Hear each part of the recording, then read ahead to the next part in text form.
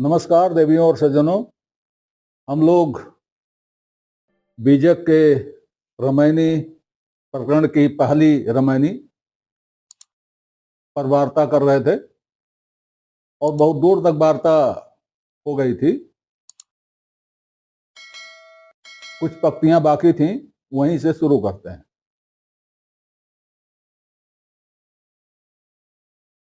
अभिगत की गति काहू न जाना, अभिगत की गति काहू न जानी, एक जीव कित कहूं बखानी।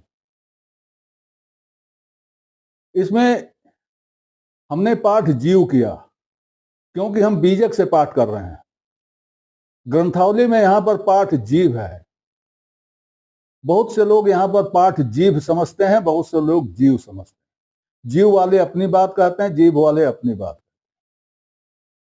यहां चाहे आप जीव रखिए और चाहे जीव रखिए, चाहे जीव समझिए चाहे जीव समझिए, कोई अंतर नहीं पड़ता।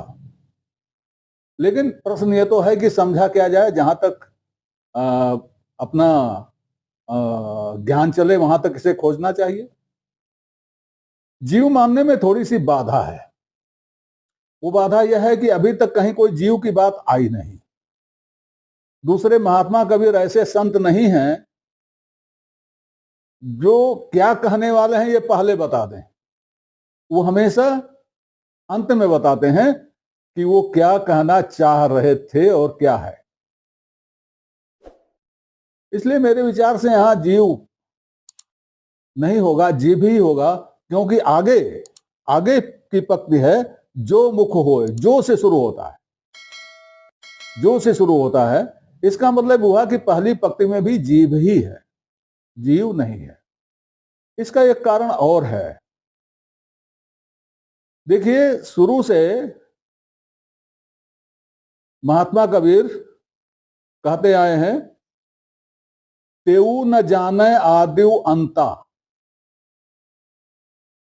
तेऊ न जाने आदिव अंता। बात जानने की हो रही है और आदि अंत के जानने की हो रही है। ये कहा जाए कि वह शुरू से आखिर तक मतलब कोई नहीं जानते थे, या तो ये कहा जाए। अब यहां दूसरी बार वो कह रहे हैं, अभिगत की गति काहू न जाने। पहली पंक्ति में वो 3 लोगों का नाम लेते हैं और उनके द्वारा किए गए उपक्रम को बताते हैं। फिर आगे वे ते तिरिये भगलिंग अनंता कहते हैं और ये कहते हैं कि वो नहीं जानते। तो ना जानने वालों के 2 सेट हो गए। एक सेट वह हो गए जो त्रिगुण के प्रतिनिधि थे, जो महंत हुए, महान हुए। एक सेट वो है उनका। और दूसरा सेट उनका है जो भगलिंग अनंता थे, वो भी नहीं जानते। अब एक बात यहां ये उठती है कि क्या कहने के लिए 10 लाख जीव चाहिए? वह कौन सी चीज है जो महात्मा कबीर नहीं कह पा रहे हैं? अभिगत की गति किसी ने जाना नहीं, यहां तो कबीर साहब ये कह रहे हैं। दूसरी जगह उन्होंने कहा कि अभिगत की गति कोई जान ही नहीं पाया, और ऐसा कुछ कह रहे हैं जैसे कोई जान ही नहीं पाएगा। तो महात्मा कबीर कैसे ही अभिगति को खोल के रख देंगे? वो कहेंगे कि मैं तो अगर 10 लाख जीव हो और कोई महान आवे तो उसको बोल सकता है। कोई नहीं बोल सकता है अभिगत की गति। चाहे महान हो, चाहे महान से भी महान हो, चाहे 10 लाख जीव हो, चाहे 100 लाख जीव हो, बोल ही नहीं सकता। उसकी गति, अभिगत की गति कोई नहीं जान सकता। बोलने की बात तो अलग ही है। यहीं पर कबीर ग्रंथावली में ये रामायणी शुरू होने के पहले मंगलाचरण के तौर पर 2 पंक्तियां हैं, उन्हें जान लीजिए, उससे यह भेद खुल जाएगा। वे पंक्तियां हैं, राग सूहो में वो पक्तियां हैं। तू सकल गहगरा सफ सफा दिलदार दीदार, तेरी कुदरत किन्हू न जानी। वही बात हो गई, तेऊ न जाने और अविगत की गत काहू न जाने, बात वही हो रही है। खाली अंतर यह है कि इसमें कबीर बता रहे हैं कि किसने किसने नहीं जानी। कौन कौन है वो? तेरी कुदरत किन्हू न जानी, पीर मुरीद काजी मुसलमानी। एक कितना साफ हो गया। मुसलमानों में कोई ऐसा नहीं हुआ जो उसको जान सके। न पीर जान पाए, न मुरीद जान पाए, न काजी जान पाए, और कोई भी मुसलमान नहीं जान पाया, या कोई भी मुसलमानी नियम कानून नहीं जान पाए। फिर देवो, देवता लोग, देव कोई देवता विशेष, सुर नर गण गंधर्व ब्रह्मा देव महेश्वर, तेरी कुदरत तिनहु न जाने। उन लोगों ने भी तेरी कुदरत नहीं जानी, मतलब इधर का भी साथ। न हिंदुओं के देवी देवता जान पाए उसकी कुदरत, और न मुसलमानों के पीर मुरीद उसकी कुदरत जान पाए। जान कौन पाया? कोई नहीं जान पाया। अब इसमें एक चीज हो सकती है, भाई कबीर तो जान गए, क्योंकि कबीर पहली लाइन में कहते हैं तो सकल गहगरा सफ सफा दिलदार दीदार। हाँ, ये वो जान गए। कबीर इतना जान गए कि वो सकल गहगरा है, सबको व्याप्त किए हुए है या सबको धारण किए हुए है, सब सफा है, निरंजन है, उसमें किसी तरह का कोई दाग नहीं है, किसी तरह का कोई धब्बा नहीं है, सब सफा है, दिलदार है, कृपालु है। वह कृपालु है, रहम करने वाला, रहीम है, करीम है, कृपालु है, दया सिंधु है, और दीदार दृष्टा है, सब देखता है। इतना जान गए हैं कबीर। इसके अलावा कुदरत की यहां तक बात है, कबीर ने कभी दावा नहीं किया कि हम उसकी कुदरत ही जान गए, हम उसकी कुदरत जानते, कभी दावा नहीं किया। और यह भी कहा कि जो दावा करते हैं वो झूठे हैं, जो भी दावा करते हैं वो झूठे हैं। ये आप आगे देखेंगे स्थान स्थान पर। यहां भी वो कह रहे हैं कि अविगत की गति काहू न जानी, और जो जानने के लिए जितने उपक्रम किए गए हैं, ये जो 14 ठहार पाठ की बाखर किया, ये जो 3 गांव बनाए, खंड ब्रह्मांड बनाए, जो ये जो है भेद किया पुरुष पुरुष में, पेट न काहू वेद पढ़ाया, पेट वेद पढ़ाने वाला अलग हो गया, सुनत कराने वाला अलग हो गया, छोटा हो गया, बड़ा हो गया, 4 वर्ण हो गए। ये सब किस लिए किया? ये सब किया उसको जानने के लिए, और जान नहीं पाए। कबीर कहना चाहते हैं कि कितना कुछ किया ये बता नहीं सकते हम, और किसी के पास 10 लाख जीव हो, कोई बहुत बड़ा हो, वही यह बता सकता है। क्या? कुदरत नहीं, अविगत नहीं, अविगत को जानने के लिए किए गए प्रयास कितने हैं, कितनी जिंदगियां उनको पढ़ते पढ़ते खप जाएंगी। समझने की बात तो छोड़िए, बात उसकी हो रही है, बात किसी अविगत के वो जानने, यह नहीं हो रही है कि अविगत को जानने वाला कैसे बताएगा, बात ये नहीं हो रही है। खैर, व्याख्या का अपना अपना है, जैसा कोई व्याख्या करे। अब आगे देखिए, इन सारी रमणियों को समाप्त करते हुए साखी है। कहें कबीर पुकार के ई ले ऊ व्यवहार, राम नाम जाने बिना भव बूढ़ मुआ संसार। इसमें कुछ चीजें ध्यान देने की है। ई ले ऊ व्यवहार, और कहें कबीर पुकार के।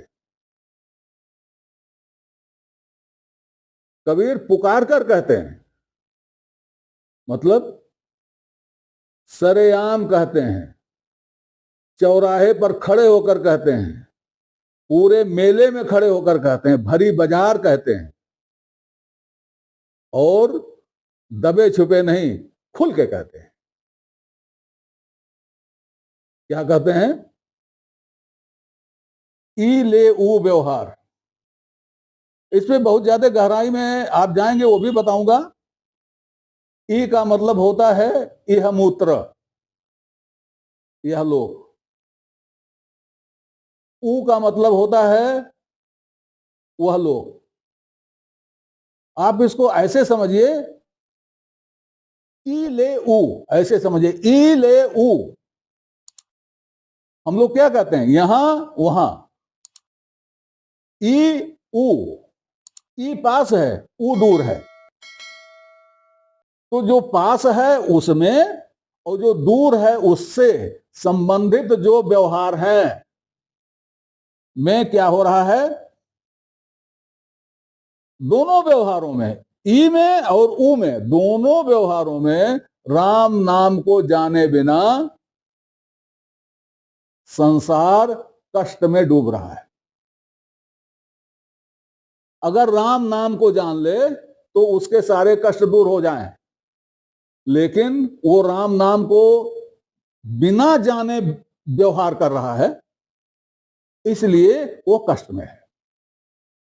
मतलब राम नाम को जानकर अगर व्यवहार करे तो सारे कष्ट मिट जाएं। उसके व्यवहार जो हो रहे हैं, चाहे यहां सांसारिक व्यवहार, चाहे पारलौकिक व्यवहार, जो भी व्यवहार हो रहे हैं, वो राम नाम को बिना जाने हो रहे हैं। बात राम को जानने की नहीं हो रही है, राम नाम को जानने की बात हो रही है। राम नाम जाने बिना। अब इसके दो अर्थ हो सकते हैं, राम का नाम जाने बिना, या राम ऐसा नाम जाने बिना। राम को जाने बिना भी कह सकते हैं, भाई राम का नाम जानेंगे तभी तो राम को जानेंगे। इस पचड़े में नहीं पड़ना है, बस खाली ये कि राम नाम जाने बिना, राम ऐसा नाम जाने बिना। ये राम नाम तो है, किसका नाम है यही नहीं पता।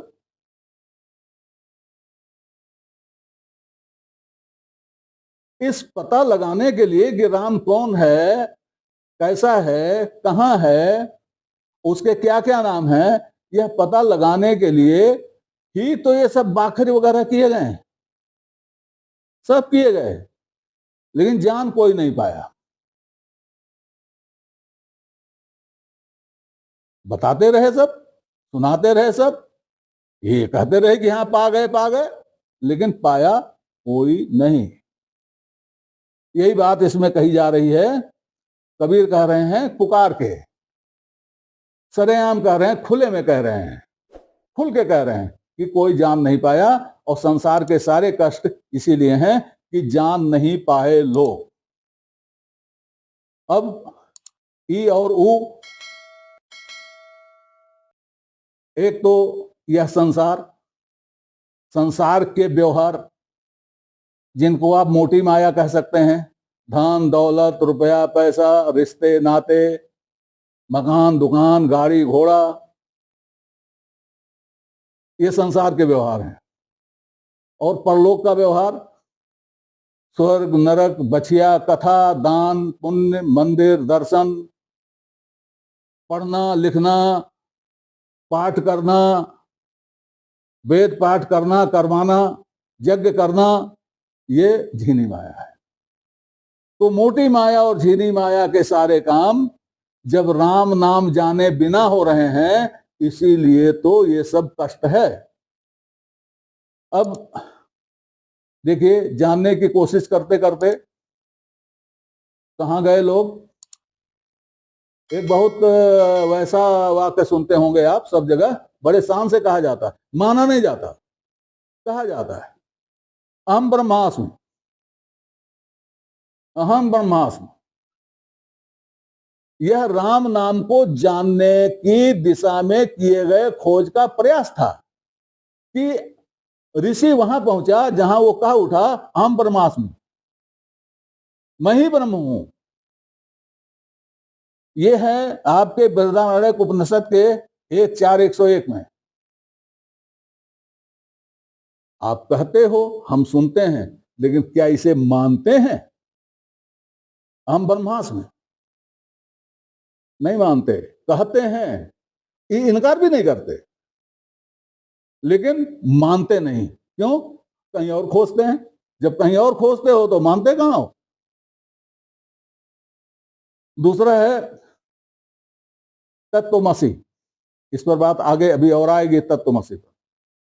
छांदोग्य उपनिषद में ये मंत्र 6:8-71 पर है, तत्वमसि स एष आत्मा तत्वमसि श्वेतकेतो। ऋषि कहता है, हे श्वेतकेतु, श्वेतकेतु को बताते हुए कहता है, वह यही आत्मा है और यही तुम हो। यह भी एक पड़ाव था। माना किसी ने? किसी ने नहीं माना।